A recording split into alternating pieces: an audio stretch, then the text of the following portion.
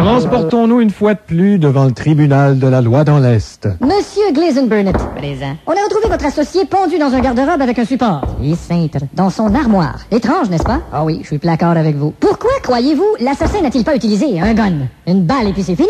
Ah, mystère et balle de gun. Gleason Burnett, nous savons que vous n'êtes pas le bon Dieu. Vous fréquentez des gens de la mafia. Et mafia du bon Dieu. Vous avez été libéré sous condition il y a 2 ans. Comment vous êtes-vous conduit depuis? Je me suis conduit tout seul, j'ai pas de chauffeur. Votre associé avait des difficultés financières il y a quelque temps et vous l'avez laissé choir. J'avais laissé choir, mais lui avait fait la frisée, fait que c'était égal. Vous avez travaillé avec lui il y a 15 ans dans un magasin à rayons et un témoin vous a entendu lui dire « Ce que tu as commis ne mérite que le meurtre ». Pas ça, j'ai dit tu es commis, j'ai mérité que le meurtre. Quelques années plus tard, il est locataire d'un de vos immeubles, il vous demande un bail, vous refusez et vous partez. Oh, je pensais que c'était un babaille qui voulait, moi. Gleason Burnett, vous n'avez pas l'air à l'aise. Objection retenue, Maître Godreau, est-ce que je pourrais vous parler en aparté? Oui, votre honneur.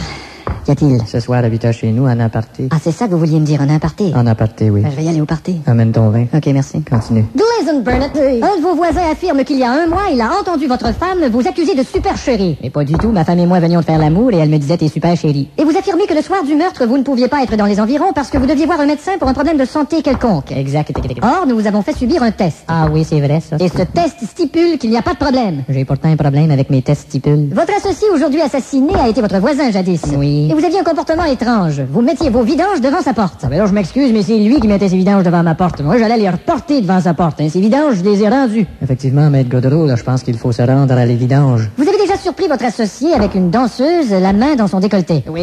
Et il était ivre. Ouais, il était pas mal. Était-il souvent dans cet état? Non, il était souvent dans ses tétons, par exemple. Et entre vous et moi, votre associé avait aussi ses antécédents. Oui, ça y arrivait quand il mangeait du blé d'Inde, qu'il en reste un petit peu antécédent, là, mais... Votre dossier est très peu reluisant. Votre mère, l'an dernier, se faisait attaquer en pleine rue sous vos yeux et vous ne vous êtes pas porté à sa défense.